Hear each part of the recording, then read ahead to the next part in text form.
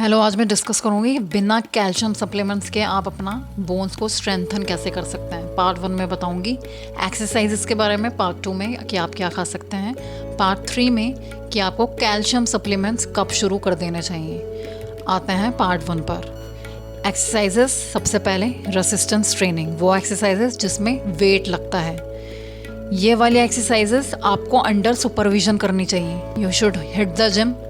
आपको ट्रेनर के अंडर ये सब परफॉर्म करना चाहिए, specially weight lifting, free weights उठाना। लेकिन अगर आप नहीं जा सकते किसी कारणवश, तो सबसे सेफ है रेसिस्टेंस बैंड।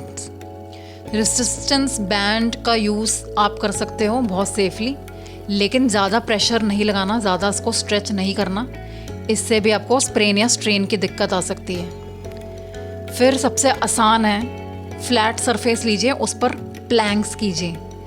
शुरुआत 30 सेकंड से करिए।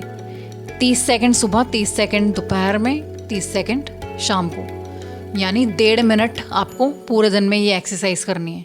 फिर धीरे धीरे आपको बढ़ाना है, 1.5 मिनट, यानी 4.5 मिनट ये पूरे दिन में आपको एक्सरसाइज करनी है। इससे क्या होगा, एक तो आपको जिम नहीं जाना पड़ेगा, आप किसी भी वक्त ये परफॉर्म कर सकते हो, और इससे आपका कोर स्ट्रेंथन अप होगा, साथ साथ मसल बिल्डिंग भी होगी, प्लस आपका बॉडी का जो ढचरा है, आपका पोस्चर है, वो सुधरेगा। आपको फ्रैक्चर का चांस रिड्यूस हो जाएगा, स्पेशली स्पाइन में जो फ्रैक्चर आता है, स्पाइनल फ्रैक्चर के चांसेस काफ़ी कम हो जाएंगे। और ये देखिए मुश्किल है स्टार्टिंग में होल्ड अप करना, इसलिए स्टॉप वॉच ज़रूर लगाइए। स्टॉप वॉच से होगा कि अगर आपसे 20 सेकंड हो रही है तो आप उसको होल्ड अप कर पाओगे कि 10 सेकंड ही तो करना है, और तो आप 30 सेकंड कर पाओगे। फिर धीरे धीरे 40 सेकंड, 50 सेकंड। तो स्टॉप वॉच ज़रूर रखिए प्लैंक करते वक्त, ये आपको मोटिवेट करेगा कि सिर्फ 10 सेकंड और होल्ड करना है। नेक्स्ट हो गई बैलेंस ट्रेनिंग। इसमें होता है कि आपका रिस्क ऑफ फॉल काफ़ी कम हो जाता है, गिरने के चांसेस कम हो जाता है। तो आप इसमें क्या कर सकते हैं, सबसे आसान है ये, स्टेप अप कीजिए, स्टूल पे चढ़िए फिर उतरिए, स्टूल पे चढ़िए फिर उतरिए। या अगर आप स्टूल पर नहीं चढ़ना चाहते तो क्लाइंब योर स्टेयर्स, सीढ़ियाँ चढ़िए जितनी चढ़ सकते हैं। फिर आप ताई ची क्लासेस भी ज्वाइन कर सकते हो, ये 24 फॉर्म सिखाती है। प्लस आप कोई भी अनस्टेबल सरफेस पर भी चलना शुरू कर सकते हो। रोज़ आप 10 मिनट उस पर चलिए। ध्यान रखिए, you should focus more on your feet, कि पता लगा एंकल में चोट आ गई। तीसरा आता है activities that put weight on your bones, जैसे वॉकिंग हो गई, ब्रिस्क वॉकिंग हो गई, जॉगिंग हो गया, रनिंग हो गया, स्किपिंग हो गया। और ये स्पोर्ट्स आप ले सकते हो, टेनिस, रैकेट से कोई भी स्पोर्ट जैसे बैडमिंटन, और आप कर सकते हो कोई भी स्पोर्ट्स जिसमें किकिंग हो, जैसे बास्केटबॉल हो गया, फुटबॉल हो गया, आपका पिंग पोंग भी खेल सकते हो, पिकल बॉल भी कर सकते हो। सो दीज आर एक्सरसाइज जो आपके बोन्स पर वेट डालेंगी, क्योंकि इसमें एक तरीके से फुल बॉडी की एक्सरसाइज आ रही है। तो आपका हर बॉडी पार्ट का बोन जो है वो वर्क में है, वो टेंशन में है। चलिए बात करते हैं पार्ट 2, यानी क्या फूड आप खा सकते हो। सबसे पहले हो गया कोई भी वाइट फूड।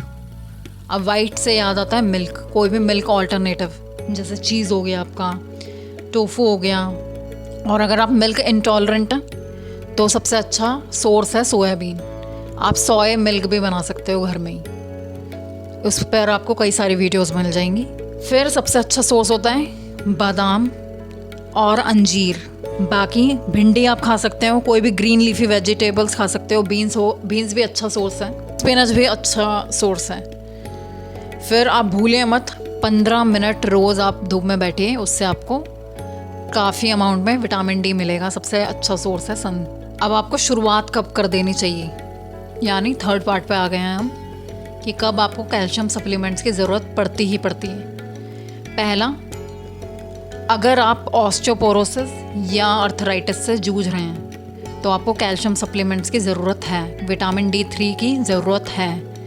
फिर अगर आपका मेनोपॉज हो चुका है तो आपका एस्ट्रोजन लेवल बहुत कम हो जाता है, तो उसमें आपको फ्रैक्चर के चांसेस काफ़ी बढ़ जाते हैं। उसको बीट करने के लिए आपको शुरू करना पड़ेगा अपना कैल्शियम प्लस विटामिन D3 का कैप्सूल।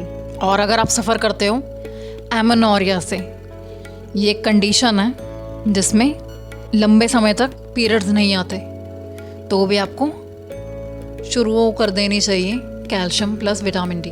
मीनोपॉज में तो ज़रूर कर देनी चाहिए क्योंकि इसमें बोन डेंसिटी भी कम हो जाती है, वीक हो जाते हैं आपके बोन्स।